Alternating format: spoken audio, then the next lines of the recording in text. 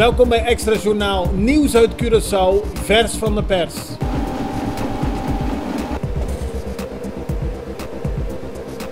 En dit is het nieuws van vandaag. Het College Financieel Toezicht heeft de Rijksministerraad geadviseerd om over te gaan tot het geven van een aanwijzing aan Curaçao. Daarmee kan Den Haag Curaçao dwingen bezuinigingen door te voeren om de begroting op orde te brengen. Het probleem is dat de inkomsten en de uitgaven van Curaçao niet in evenwicht zijn en het financieel beheer niet op orde is. Al sinds 2016 zijn er zorgen over de financiën op Curaçao. Er was in 2017 en 2018 bij elkaar een tekort van 180 miljoen gulden. Voor 2019 dreigt een tekort van 100 miljoen gulden. Het CFT wil daarom ingrijpen.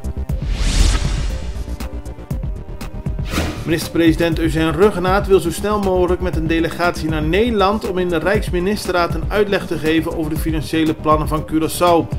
Daarmee wil hij bereiken dat minister-president Rutte toestaat dat er tekorten komen op de begroting voor het land voor 2019. Zonder tekorten kan Curaçao niet investeren en dat is volgens Ruggenaat broodnodig.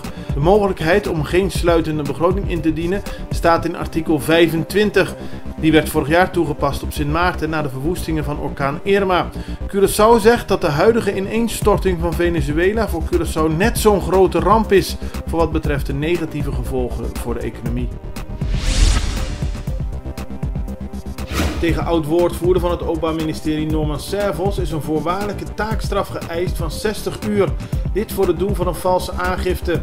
Op 8 april zal de rechter een uitspraak doen in de zaak.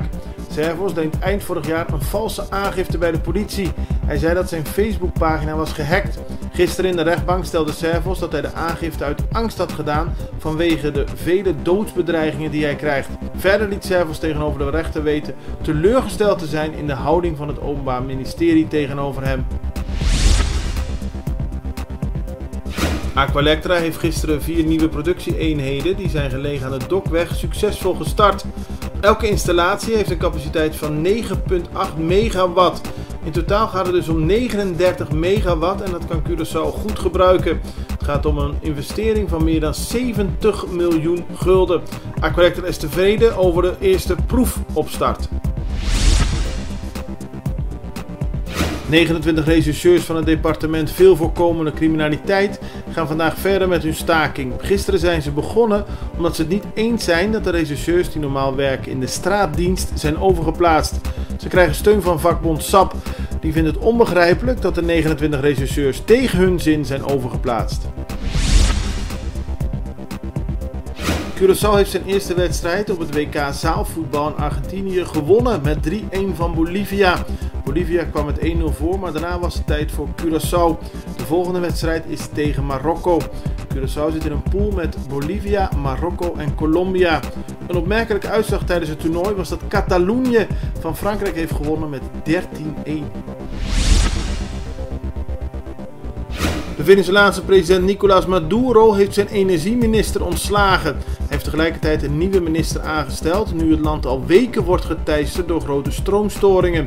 Op de staatstelevisie maakte Maduro bekend dat hij de 65-jarige elektrotechnicus Igor Gavidia heeft aangesteld als nieuwe energieminister ten koste van Luis Mota. Zondag kondigde de president al maatregelen aan om stroom te besparen. Zo wordt tijdelijk een verkorte werkdag ingevoerd. Dat betekent dat de werkdag om 2 uur eindigt. Zondag en maandag waren er in Caracas mensen de straat op gegaan uit onvrede over de stroomstoringen en vanwege tekort aan water. Maduro beschuldigt onder meer Amerika en zijn politieke tegenstander Juan Guaidó ervan het energiesysteem te hacken. Dit was Extra Journaal met nieuws uit Curaçao in het Nederlands elke doordeweekse dag. Tot de volgende keer.